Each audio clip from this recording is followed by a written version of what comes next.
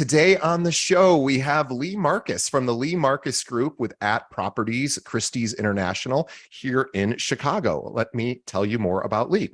Leigh Marcus is a top real estate agent for @Properties who has been recognized annually since 2009 for being in the top 1% of realtors here in Chicago. At heart, Leigh is a gregarious and people-focused leader who has delivered human-centered solutions in record time. He's actually closed, and get this, no exaggeration, he's closed over $2,000 homes, totaling well more than $1,000, totaling $1 billion in sales, $1 billion in sales, which he actually hit last year. Further, he exceeds performance among real estate agents in Chicago. And again, this is an incredible number, by selling a home practically every other day for 99%, by the way, of the list price, half of which sell in 13 days or less. He's been recognized as a top producer by the Chicago Association of Realtors for, I don't know how many years now, straight, at least 5+ years. And he has made the Inc. 5000 list for the past 2 years of fastest growing real estate companies.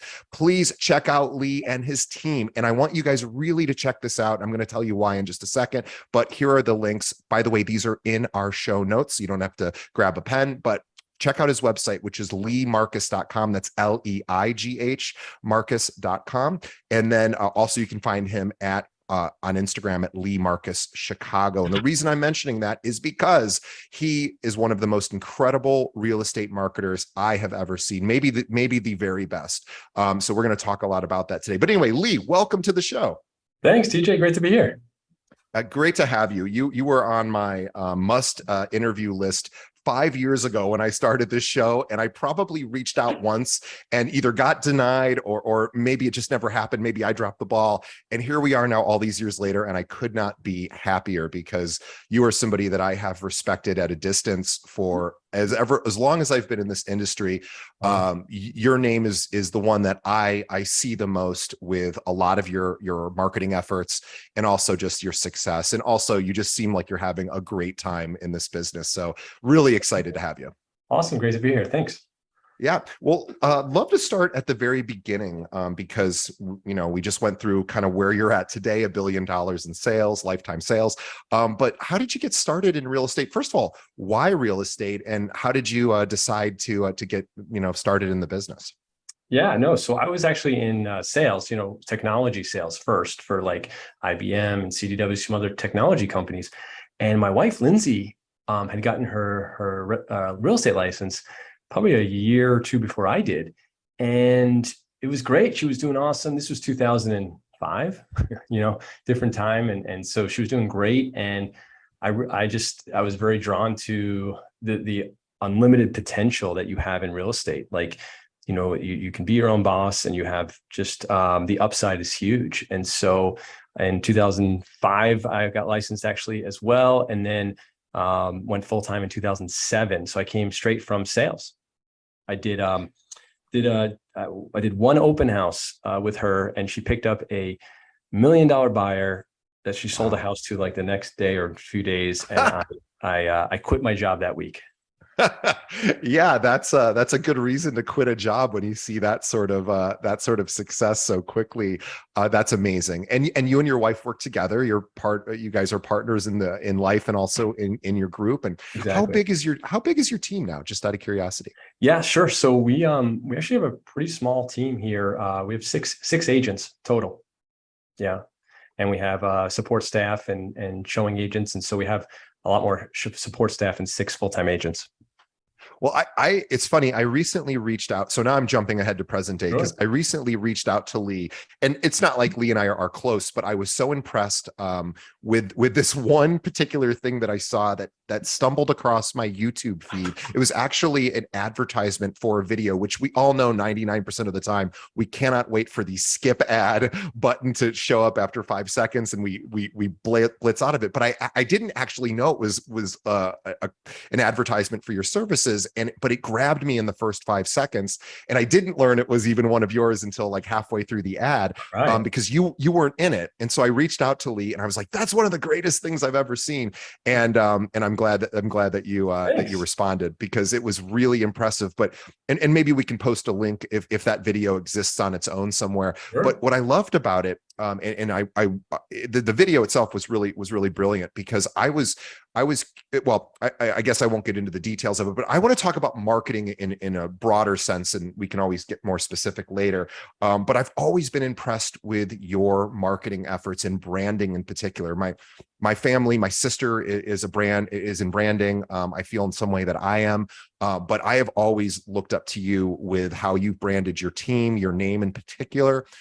You are super well respected here in Chicago, but also we just see you a lot of places, and a lot of places that I think other agents don't participate in. So I don't know if you do billboards. I've never seen that. Maybe you do have that, but I see you in a lot I of. think that's where I draw the line. No, you're not a billboard guy. Yeah, for now. You and I know a lot of billboard guys. I was going to say, it doesn't feel like I you're love a all the billboard people that guy. have them, but personal preference. Yeah. But you play in other spaces too, which I think other agents never think about. Like here in Chicago, the number one grocery chain is called Mariano's, and Leigh is on every divider that you see, and it's and also in grocery carts as well. I don't know if Mariano still has that or not, but I still see Leigh. I'm at the grocery store once a week. I see your name, and I was telling Leigh about this earlier, I'm sure he knows, but there are about 46,000 realtors in the Chicagoland area. And yes, maybe I'm more oriented to looking for realtor stuff because I'm in the industry, but boy, I'm at the grocery store once a week, sometimes twice, and I see your name every single time. And I just think, that is such brilliant branding. And I love the fact that you have figured out ways to keep your name in front of strangers as often as you do. So I just would love to talk about how you think about branding. I'd love to sort of get some insight in how you do that. Absolutely. Yeah. So I think one thing to keep in mind, first of all, is that marketing and branding, and you really got to think about leading with revenue first. Like if any agents think that they're going to market their way or brand their way, into a profitable business, that's a very tough thing to do because I didn't start that way, right? I started, I've always been proactive with calling my clients, with reach out, with basically spending no money, and you can make a very big business with no money just by being proactive. So this is a people, image, relationship business first. And so that's really how I think about marketing and branding, is not leading with that. Lead with your actual outreach, your connection, your relationships, with being proactive, with doing whatever it takes every single day to connect with as many people as possible, meeting as many people as possible, and then using marketing and branding as a secondary way to keep in touch with them, but starting with revenue by selling a lot of homes first. Yeah, and to sell a lot of homes, you said it, is the magic formula. It's pretty non-magical. It's meet as many people as you can, add them to your database, stay in touch. So I'm curious how you do that. If we want to drill down just a little bit, and I know today's probably what you do today is different from when you started, of course, or maybe it isn't. But certainly the scale has changed for you. So how important is it for you to meet people face to face, maybe socially, out and about? And again, I'm talking also about your team. How important is it versus some of the more passive marketing that you do, which is, hey, we're on every divider in the grocery store? Yeah, sure. So I would start with, there's two groups of people, right? There's the people you know and the people you don't know. And the group that you don't know is way bigger. There's way more. But the return and the people that are more likely to use you are the people that you know, or the ones that know you. And so before you really are spending any money on marketing and branding outside of your sphere of influence, that's really where I would start, would be who do you know and who knows you? Does that make sense? And starting there. And so when we talk about marketing and branding, starting with your own database of people that know you. Yeah, I couldn't agree more. Certainly, we're talking about people that know, like, and trust you. And of course, those are the ones obviously most apt to use you. But I can hear through the invisible airwaves. Actually, I can predict the future because we're live, but this won't go live for several weeks. And people are saying right now in the future, but I don't. All of my people in my sphere of influence, they're not ready to buy or sell right now. So. Right. So now what? And I'm Right. curious on how you think about that. Sure. So I guess that's the way I think about that is, well, how many people do you know? Right. So if you go into your cell phone, so you say like, what did I do when I first started? Right. So I went into my cell phone. They did have cell phones in 2005, 2007. There were cell phones, and I looked at every single person in my cell phone and I called every one of them. So I started there, and that cost no money, right? And had all their email addresses. So I started sending them email. I think at that time it was monthly emails, right? Market update and news. Sure.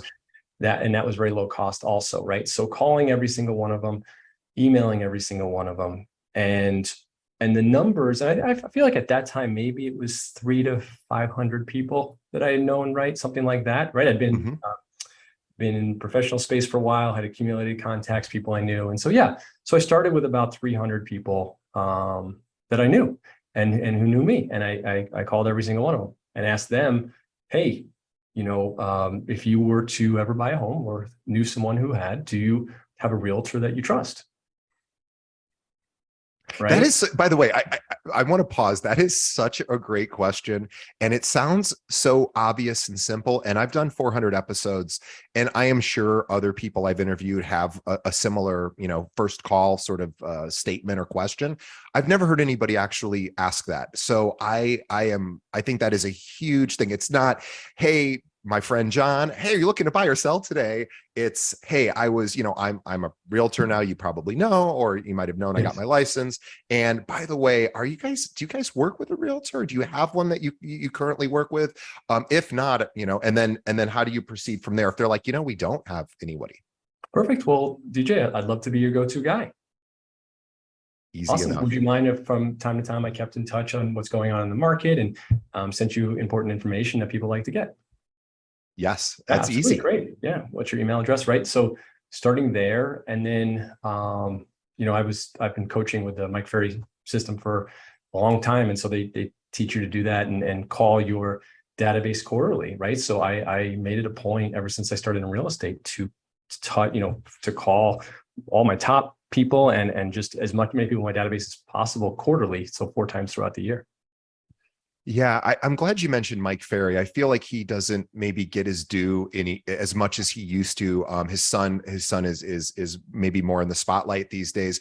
But if you're not familiar, if everyone listening isn't familiar with Mike Ferry, I love Mike Ferry because he is kind of a no nonsense. This is this is how to do things, and it's easy, I think, for people to go, he's not as sort of softer on the edges. He's a little bit rougher, but he gets results. And I think that it's important for people who really want results to check out Mike Ferry. I'm a big fan. I know, like, Mike Ferry will do, I don't know if he still does this, but he used to do these weekends where you would fly into like Las Vegas or wherever he is, and he would literally give you a phone and you would come with like hundreds of people to call. He'd be like, start dialing, and him and his team would just watch. Did you ever do any of those? Yeah. So we try and go to those. They still have those actually in Vegas now.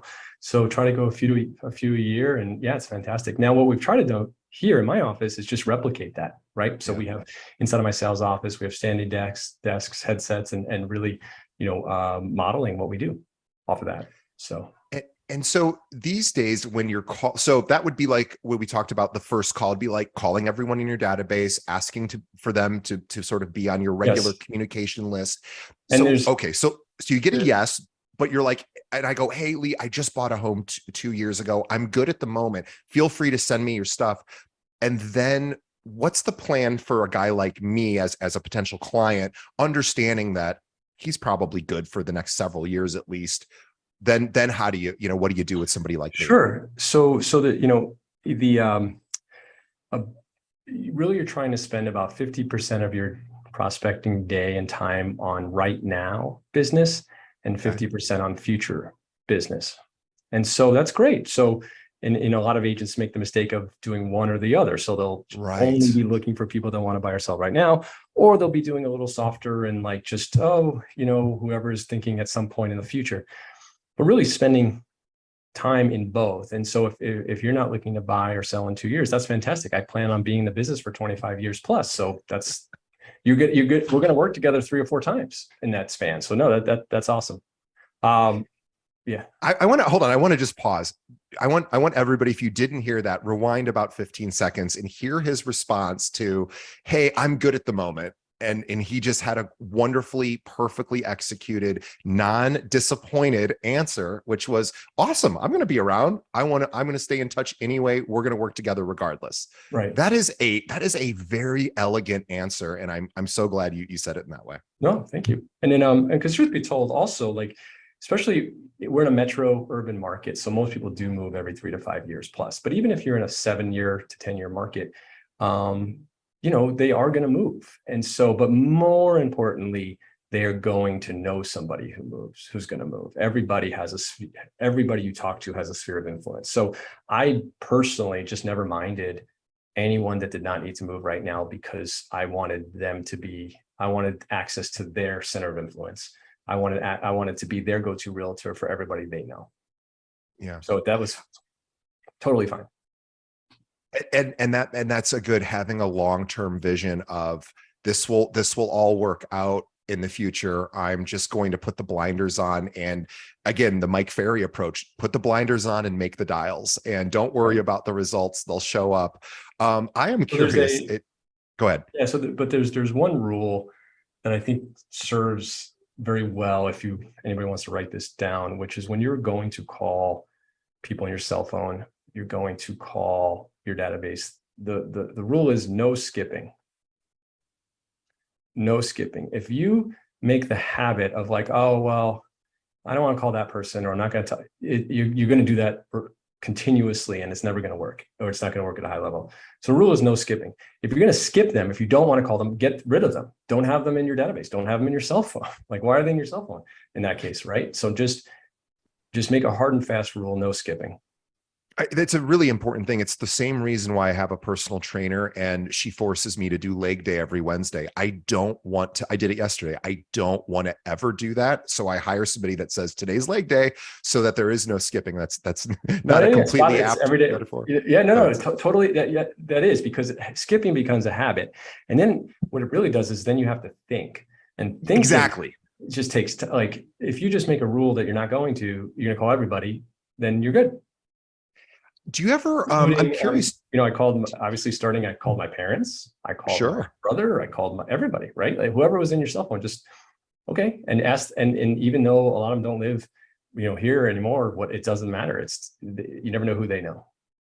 Well, that's a really good point. So you have a friend that lives in Alaska that probably isn't going to be buying or selling property in Chicago, but maybe they know people that are moving to Chicago, or who grew up here, or who are. So it is really I wonder how many agents call their sphere for people that don't live in the current area that they service. I bet most agents never think to do that.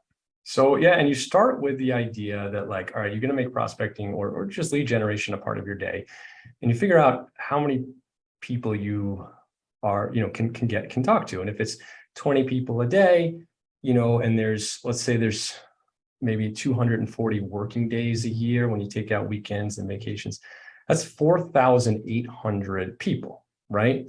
And so if you're going to plan to talk to a decent amount of people quarterly, so divided by 4, you're about 1,200 people that you can talk to quarterly on a reliable basis. And there's about, and so again, that's something to think about, is like, okay, and so getting your database to 1,200 people as quickly as possible, and sifting through that to see who's going to refer you.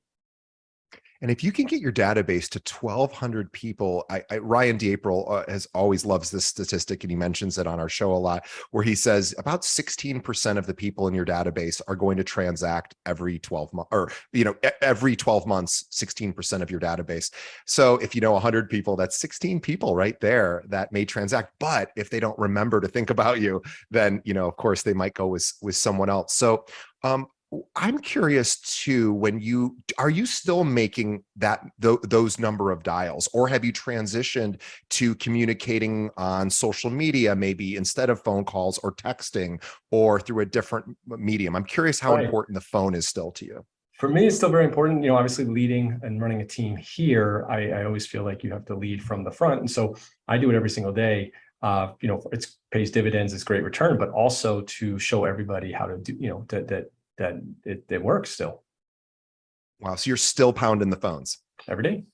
I love it because it works. And probably fewer people make dials today. So it's probably, even in a weird way, it used to be what everybody did. And now I feel like it's not what most people do. So it probably separates you a bit. Yeah. And I think too, the pandemic probably alerted us to the fact that people really do want to be connected interpersonally. And I think certainly face to face is always going to be the most intimate way to do that. But the phone is kind of a lost art. I don't get as many phone calls as I used to Right. from my friends, from family. It's so much easier to communicate on And social it's free. media. And yeah. So that would be, and I think, so if somebody's starting out or just looking to grow their business, I would start with that. Who do you know? Who knows you? Doesn't even, I mean, like I said, I just started with everybody on my cell phone. And when you get it organized and you call, and it always served well. And Mike Ferry has always said this, to start with, hey, DJ, it's Leigh Marcus at Properties. Do you have a moment for a business call? Oh, I love that. And That's respectful too. it's respectful, and it's it doesn't honest. get, because when you get a call from somebody, okay, why, like, what do you want? What exactly do you want? What's your How are you doing today is the one that Yeah. annoys me the How most. are If you? I don't know you, Yeah. how are you doing today, DJ? I'm like, just get to the point. I don't know who you are. Do you have a moment for a business call? And Love it. that gets through the call avoidance. And okay, yeah, what's up? Well, obviously I'm in real estate, and so go through that. And I was wondering if you were buying or selling and know anybody who was, if you have a realtor you trust, and then start there, see what they say, whatever it is. And again, whatever they say, it doesn't matter, because even if they do have a realtor, what are the chances that realtor is actually communicating with them on a regular basis? Probably zero. And so that's great. You know what? I'm glad you have somebody. Would you mind, by the way, not every realtor is the right realtor for every client. And so are you open to having a second choice if somebody, was you thought would a better fit? A lot of times I say, yeah, sure. You know what? That's a good point. Yeah, I could. Okay, great. And so then I'd end them. Even, I don't know where I drew the line. Even when people said my sister's in real estate, it's funny because a lot of people wouldn't even refer their sister. They might use them directly. Right. They wouldn't refer them. And so it didn't matter if any relative, any family was a realtor. I mean, unless I drew the line, whereas if I didn't want to do business with them, or if I didn't want to call them, okay, that was the line. But yeah.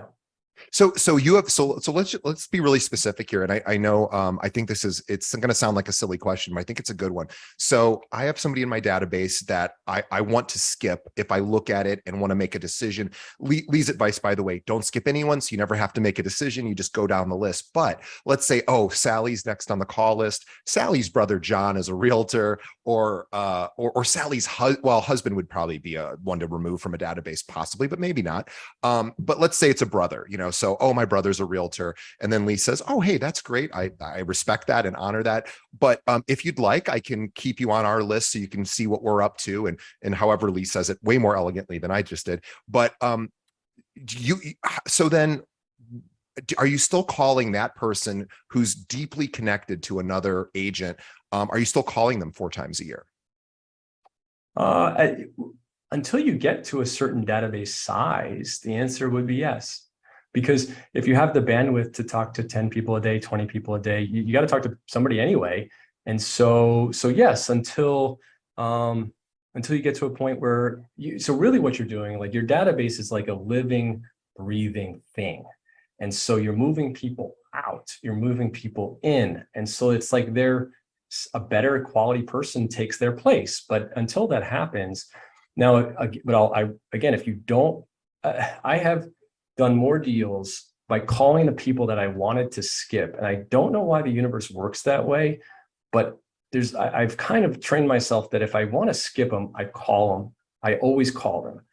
And I just am maybe because the expectations are so low for that. Yeah. that like I'm always pleasant, or a lot of times pleasantly surprised. It's very rare that somebody reacts negatively when I thought they were going to react. Like it's very rare that that happens. So You're not getting a lot of fu hang up. These are people that are in your database. right. And so I think you're right. And you said something that I think is a really nice sort of life lesson, which is if you get that tinge of fear or you wanting to skip something because it's difficult or it seems like it's a long shot, as long as it's not going to take up a good part of your day, it's probably a good idea to push through that fear and go, ooh, get excited when the fear comes. Cause like you were saying, a lot of times you get business in the least expected ways just by focusing on the activity, right?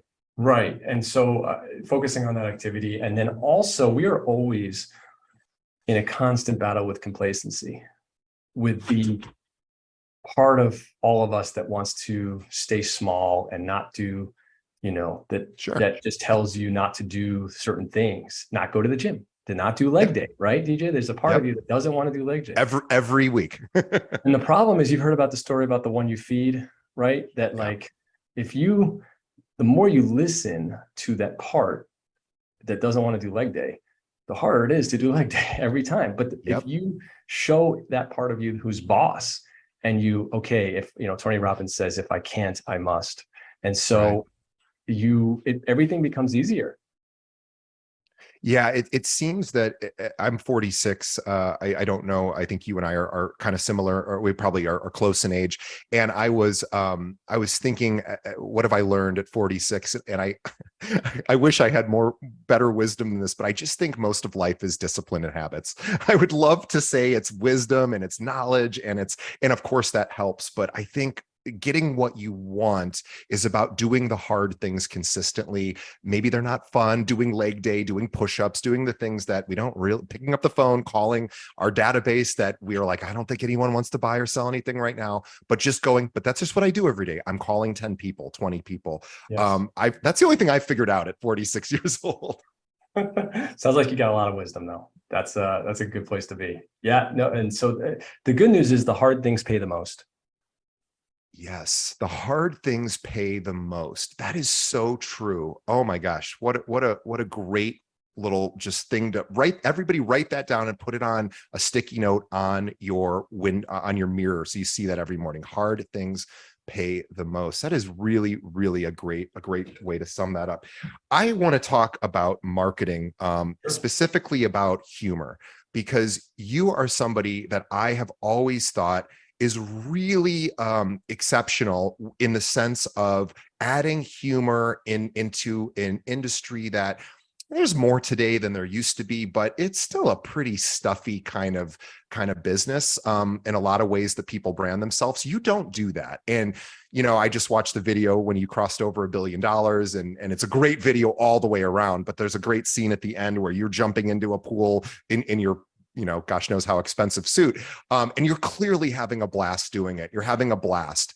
How important is showing humor or enthusiasm in your branding for you? That's a good question. I think I do it more for myself to have fun and enjoy what we do, because I think a lot real estate and realtors in general, I think we tend to take ourselves too seriously or pretty seriously. Um, and it's crazy. And so just putting that in there in a as professional way as possible is important. But I think if anything, it just keeps me sane. And what I also note about humor is you can get away with being a little sillier if you're dressed up in a nice suit. I think it somehow counters Right. some of the Thank you. silliness. And Leigh is always dressed to the nines, but in a non-flashy way. I like the fact that your professional image is professional. If we didn't know that you were a realtor, we might think, oh, he might be a C-suite level exec at a company. You sort of have that professional look, which is a compliment I'm very poorly Oh yeah, thank giving you. you, but you have a professional image, but you also are silly as well at times. And I love the silliness aspect of it because it clearly has not hurt your business in any way. It's clearly, like you said, what makes you happy. It's fun for you. And you're not afraid to do that. And I think that, and we're gonna share links to some of Leigh's videos and marketing efforts in our show notes. You can see. And when I say silly, I don't mean ridiculous. I mean fun. Leigh has a lot of fun. And I'm curious, do you guys do any, does your team do any client appreciation events? Because I imagine if they were, you would probably make some really fun ones. We do. Yeah, for sure. So we try and do, obviously just at a happy hour last night. And so we try and do at least quarterly, if not more, client appreciation events. And it does, again, the key to doing those is, so we have three kids, right? We have three girls, ages 11, 9, and 7. And so you're busy. So because of that, a lot of our client appreciation events are just in line with that. So we do like a movie event for kids. Great, because I get to spend time with the kids. And that's my, so I try and do things where I don't do too many happy hours at bars downtown. That's just, I don't know that, so I think do whatever it is that you want to do could be a great client appreciation event. I'm curious, in today's climate with with interest rates having gone up, of course, I still think they're reasonably low historically, but I know it doesn't feel maybe that way to buyers today, and also inventory being low. I'm curious on how your team, if at all, has pivoted, or are you guys going forward as you always have? Are you making any adjustments? I'm very curious because I'm not sure that you would even need to make adjustments. No, it's so luckily, when we started and in 2007, the crash of 2008. So we learned to hone our business and grow a business during those times. And iron, what is it? Forges iron, right? And so you fire forges iron. I think that's so you really, these are the best. I mean, the harder the market, the better this is on some respect. I mean, a lot of the people in the business have never seen a downward trending market because it's been going up for the past 10 plus years. That is a really hard market. But what it does is it creates a lot of opportunity, and a lot of people quit. How do you take advantage of that opportunity? What are you doing that you think other agents might be retreating at right now or being more complacent? What are some proactive things you guys are doing? So Gary Keller said it best. He says, build a fortress around your database. Yeah. And that's the best. And so it doesn't matter what the market is doing. The market is really just between your ears, right? The market's in your head. And so there's still going to be, I mean, maybe last year there was 6 point something million sales. There's still going to be 5 point something million this year. This is still a great market no matter what. So, but it does, the market doesn't dictate how much real estate we're going to sell. The market only dictates what I'm going to have to do to sell that amount of real estate. And so, you have to double, triple the number of people you talk to. You have to take more homes because less will sell. You have to, so the core things are the same. You just do more of it. I'm curious, this is just a question based on all your years of making a lot of outbound phone calls and a lot of outreach, we'll just call it, whether it's a phone call or other medium. How often do you think you were in competition for the same kind of activity, meaning another realtor who also is looking not for an immediate deal, you're not in competition for a listing, but just branding and marketing and staying in touch? I'm curious, you talked about building a fortress around your sphere. So you have a system, you're contacting everyone at least 4 times a year in some fashion, monthly maybe as well, with newsletters and things. I wonder how often other agents try to infiltrate with that kind of regularity your database. Do you think that happens often? I suspect it does not. Yeah, really, that's the nice thing about real estate. I mean, there's new people moving in, moving out all the time. So the competition is not really a lot of other realtors. It's just yourself. You're the competition. I mean, it's not, even if other people have this, I'm sure we all have a lot of the same people in our database, right? Sure. Everyone knows a realtor or 2 or 3 or 10. So I don't focus on that, right? I don't focus on those obstacles. It's just, there's so much opportunity every single day. And what are some other ways that you build and maybe intimacy is too strong of a word, but build a deeper connection with your audience, as opposed to, hey, just checking in. You guys need anything? Do you know anyone buying or selling? Are you doing anything else? Are you paying attention to what they're doing, what your sphere of influence is doing on social? Are you commenting there? Are you paying attention to what maybe some of your sphere is doing professionally and saying, oh, I just saw you guys did, a big merger with such and such? Are you commenting outside of real estate in their personal or professional lives? Yeah, absolutely. I mean, that's for sure. I mean, that's another great place you could start, right? So if you look on Facebook or you look on Instagram or whichever you could do, and just see who's liked any of your own posts, that's probably a good place to start on who to reach out to. I mean, that's a great prospecting list. So, Yeah. but I am, yeah, on the flip side, yes, of course, I'm doing the outreach. I'm doing that as well. But yeah. How important is it to have all of this information in your CRM? In other words, knowing where people work, their social media accounts, their birthdays, anniversaries. Are you guys, is that really important for you from an outreach perspective, where you then gives you triggers of reasons to reach out? Hey, it's so-and-so's anniversary, birthday, etc. Absolutely. Yeah. So if you can, right. So as you get the info, for sure, documented, and that's great. But try not to get caught up with analysis paralysis and like, oh, I'm not going to call this person until I know exactly where they work and what, I mean, you only have so much time in the day. Yeah. Yeah, you're absolutely right. Just get the database built, put the blinders on, pick up the phone, and just start saying hi. And realize that, like, it takes time. I mean, it takes years and years. And I think DJ, I'm sure you see this too, right? Like people overestimate what they can achieve in 1 year, and they underestimate what they can achieve in 5. And it's like, it's really hard, and it's really hard at first.